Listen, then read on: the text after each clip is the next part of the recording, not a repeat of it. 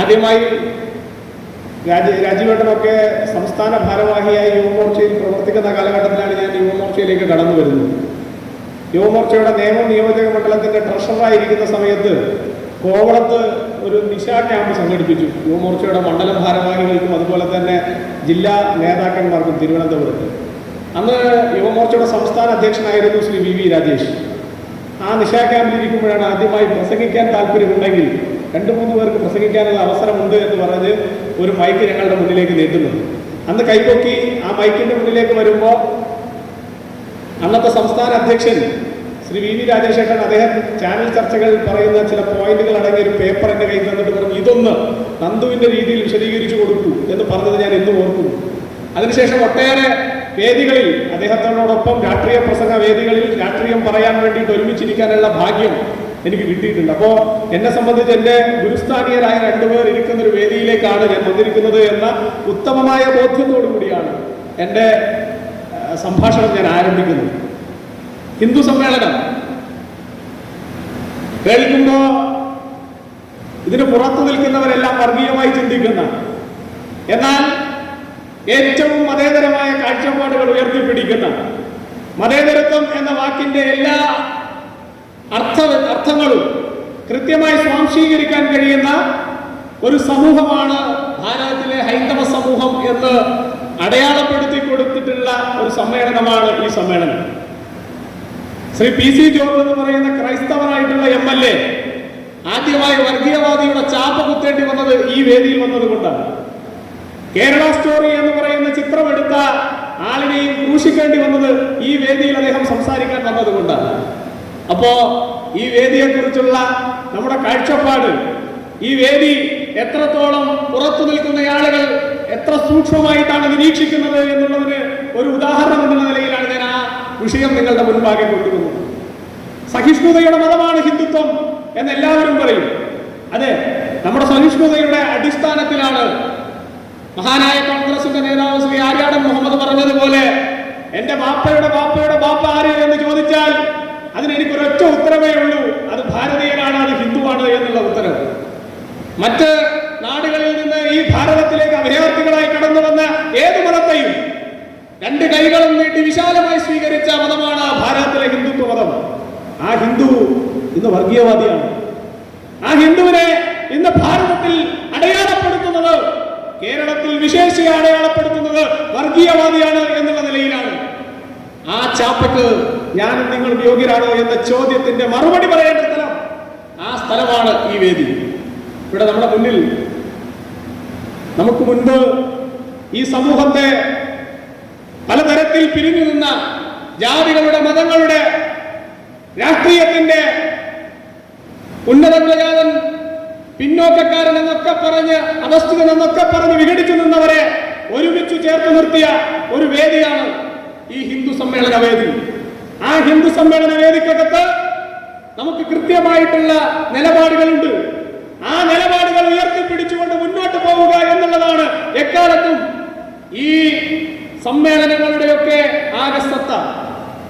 നിങ്ങൾ നോക്കൂ, ഇന്ത്യ മഹാരാജ്യത്തിനകത്ത് ഏത് സമൂഹങ്ങളെ നമുക്ക് നോക്കാം, ലോകരാഷ്ട്രങ്ങൾക്കിടയിൽ അത് എത്ര വലിയ ദാർശനികമായിട്ടുള്ള മുന്നോക്കക്കാരുമായിട്ടുള്ള നിലപാടുകൾ ഉയർത്തിപ്പിടിക്കുന്നു എന്ന് പറയുന്ന ഏതൊരു മതത്തെയും നമുക്ക് ഈ കോണ്ടക്സ്റ്റിൽ നിന്നുകൊണ്ടൊന്ന് പരിശോധിക്കാം.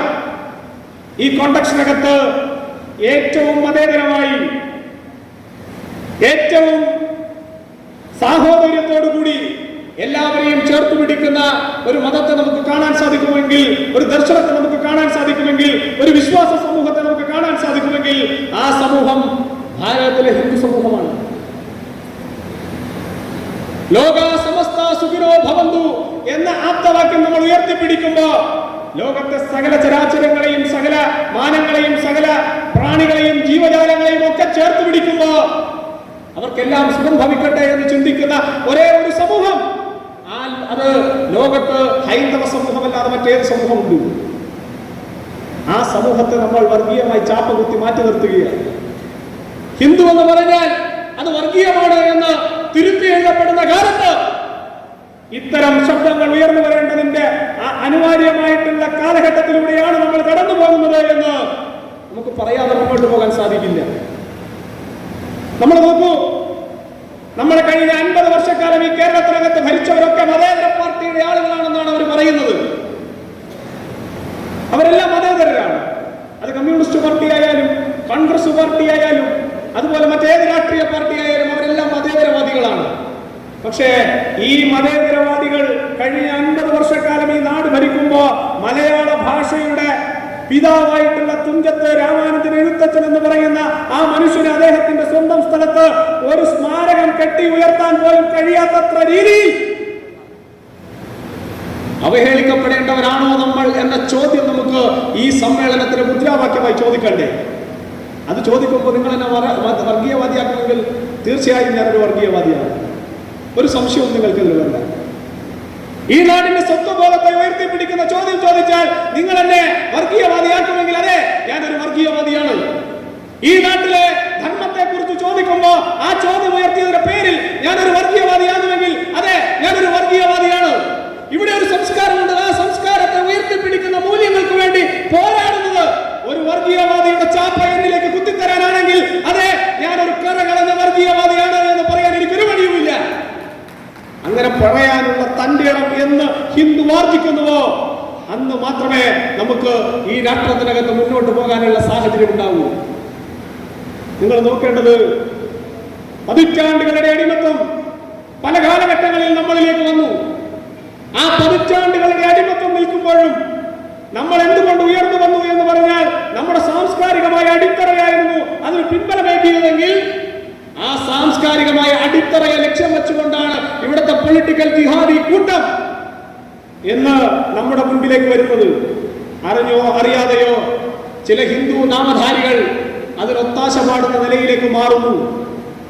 ഇവിടെ 50 വർഷക്കാലമായി കേരളത്തിലെ ഗുരുവായൂരപ്പൻ പള്ളി ഉറങ്ങുന്ന ആ ഗുരുവായൂർ മണ്ഡലത്തിൽ ഒരു ഹിന്ദു നാമധാരിയായ MLA ഉണ്ടായിട്ടില്ല എന്ന് ഒരു സ്ഥാനാർത്ഥിയായി വന്ന ഗോപാലകൃഷ്ണേട്ടൻ പറയുമ്പോ അതിനെ പ്രതിരോധിക്കുന്നത് ഏതെങ്കിലും മുസ്ലിം നാമധാരിയായ ആളല്ല, മറിച്ച് ദേവന് കൊട്ടിപ്പാടുന്ന, ദേവന്റെ മുന്നിൽ ദേവനെ ഉണർത്താനും ഉറക്കാനും പാട്ടുപാടുന്ന കൊട്ടിപ്പാടുന്ന ഒരു ഹിന്ദു നാമധാരി പറയുകയാണ്, ഗുരുവായൂരപ്പൻ വന്നു നിന്നാലും കേരളത്തിലെ ഈ ഗുരുവായൂരിൽ നിന്ന് വിജയിക്കാൻ സാധിക്കില്ല എന്ന് പറയാനുള്ള ധാർഷ്ട്യം അതെവിടെ നിന്നാണ് അത്തരം ആളുകൾക്ക് പ്രചോദനമായത് എന്ന് നമ്മൾ ചോദിക്കണ്ടേ? ഈ നാട്ടിനകത്ത് ഭാരതാംബയുടെ ചിത്രം വെച്ചാൽ അയ്യോ എന്തൊരു അപരാധം! ഭാരതാംബയുടെ ചിത്രം വെക്കാൻ പാടില്ല, അത് ഏതോ ഒരു സ്ത്രീയാണ് എന്ന് വളരെ ആത്മവിശ്വാസത്തോടുകൂടി കേരളത്തിനകത്തിരുന്നു കൊണ്ട് ഇവിടുത്തെ അർബൻ നക്സലുകൾക്കും പൊളിറ്റിക്കൽ ഇസ്ലാമുകൾക്കും അതുപോലെ തന്നെ കമ്മ്യൂണിസ്റ്റ് പാർട്ടിക്കും കോൺഗ്രസ് പാർട്ടിക്കും പറയാനുള്ള തന്റെ ഇടം അതെവിടെ നിന്നുണ്ടായി എന്ന് ചോദിച്ചാൽ എന്റെയും നിങ്ങളുടെയും ശക്തമായ നിശബ്ദതയിൽ നിന്നാണ് ഉണ്ടായത് എന്ന് എനിക്ക് പറയേണ്ടി വരും. ഇവിടെ നമ്മുടെ ആരാധ്യനായിട്ടുള്ള മേയർ ഇരിപ്പുണ്ട്. അദ്ദേഹം ഇന്ന് ഹിന്ദു സമ്മേളന വേദിയിലേക്ക് വന്നു. നാളെ അദ്ദേഹത്തെ മറ്റൊരു ക്രൈസ്തവ സമ്മേളന വേദിയിലേക്ക് വിളിച്ചാൽ അദ്ദേഹം പോകും, മറ്റൊരു ഇസ്ലാം സമ്മേളന വേദിയിലേക്ക് വിളിച്ചാൽ അദ്ദേഹം പോകും. പക്ഷേ ഒരു ഹിന്ദു സമ്മേളന വേദിയിലേക്ക് ഒരു ഹിന്ദു നാമധാരിയായ കോൺഗ്രസുകാരനായ MLA വിളിച്ചാൽ, ഒരു ഹിന്ദു സമ്മേളന വേദിയിലേക്ക് ഹിന്ദു നാമധാരിയായ ഒരു കമ്മ്യൂണിസ്റ്റ് പാർട്ടിയുടെ MLA വിളിച്ചാൽ, ഒരു ജനപ്രതിനിധിയെ വിളിച്ചാൽ വന്നിരിക്കാനുള്ള തന്റെ ഇടം പോലും ഇവിടുത്തെ ഇടതു വലതു മുന്നണികൾ പ്രവർത്തിക്കുന്ന രാഷ്ട്രീയക്കാരുടെ വേഷമണിഞ്ഞിട്ടുള്ള ചില ആളുകൾക്ക് സാധിക്കുന്നില്ല എന്നുള്ളിടത്താണ് എന്റെയും നിങ്ങളുടെയും ദുർഗതികളുടെ തുടക്കം. 5% 10% വോട്ട് ഒരു മണ്ഡലത്തിൽ ഉണ്ടെങ്കിൽ ബാർഗെയിനിങ് പവറായി ചില സമൂഹങ്ങൾ ഉയർന്നു വരുമ്പോ എന്തുകൊണ്ട് 45%, 55%, 65%, 75% ഉള്ള മണ്ഡലങ്ങളിൽ അങ്ങനെ ഒരു ബാർഗെയിനിങ് പവർ നമുക്കില്ലാതെ പോകുന്നു? അതിന്റെ കാരണം ഗോപാൽജി എല്ലാ കാലത്തും പറയുന്നത് പോലെ ഹിന്ദു വിഡ്ഢികളാണ്. ഹിന്ദുവിനെ കാർക്കിച്ചു മുഖത്തു തുപ്പിയാലും പ്രതികരിക്കാനുള്ള ശേഷി ഹിന്ദുവിൽ നിന്ന് നഷ്ടപ്പെട്ടു പോയി എന്ന് അദ്ദേഹം പലപ്പോഴായി പറഞ്ഞിട്ടുള്ളത് ഞാൻ നിങ്ങളുടെ മുൻപാകെ വയ്ക്കുകയാണ്. അതുകൊണ്ടല്ലേ മതമാണ് മതമാണ് മതമാണ് സർവവും എന്ന് പ്രസംഗിച്ചയാൾക്ക് സീറ്റ് കൊടുത്തപ്പോൾ അദ്ദേഹം മതേതരവാദി. 50 വർഷമായി ഒരു ഹിന്ദു നാമധാരിയായ MLA ഈ പറയുന്ന ഗുരുവായൂർ മണ്ഡലത്തിൽ ഉണ്ടായിട്ടില്ല എന്ന് പറഞ്ഞപ്പോൾ അയാൾ വർഗീയവാദി. SDPIയുടെ വോട്ട് വേണമെന്ന് ഒരു ഉറപ്പുമില്ലാതെ നെഞ്ചു നിവർത്തി നിന്ന് പറഞ്ഞ വി ശിവൻകുട്ടി എന്ന് പറയുന്ന കമ്മ്യൂണിസ്റ്റുകാരൻ അയാൾ ആരാണ്? മതേതരവാദി. പക്ഷേ ഒരു വർഗീയവാദിയുടെ വോട്ട് വേണ്ട, ഒരു രാജ്യദ്രോഹിയുടെ വോട്ട് വേണ്ട. ഇനി ഒരു 100 ലക്ഷം പരാജയപ്പെടേണ്ടി വന്നാലും ഇത്തരം രാജ്യത്തെ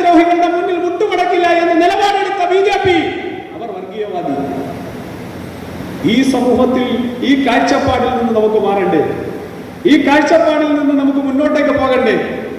ഭാരത് മാതാ കി ജയ് എന്ന് വിളിക്കുന്നത് അക്ഷന്തവ്യമായ അപരാധമായി ഭാരതത്തിനകത്ത് നിന്നാൽ ഭാരത് മാതാ കി ജയ് ഇനി പാകിസ്ഥാനിൽ വിളിക്കാൻ പറ്റുമോ? ഭാരത് മാതാ കി ജയ് ഇനി അഫ്ഗാനിസ്ഥാനിൽ പോയി വിളിക്കാൻ പറ്റുമോ? ഭാരത് മാതാ കി ജയ് ഇനി ബംഗ്ലാദേശിലോ ചൈനയിലോ പോയി വിളിക്കാൻ സാധിക്കുമോ? ഭാരത് മാതാ കി ജയ് വിളിക്കേണ്ടത് ഭാരതത്തിലാണ്.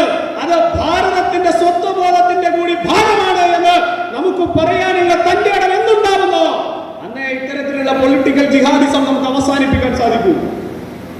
അങ്ങനെ സാധിക്കണ്ടേ? നമുക്ക് അങ്ങനെ മുന്നോട്ട് പോകാൻ സാധിക്കണ്ടേ?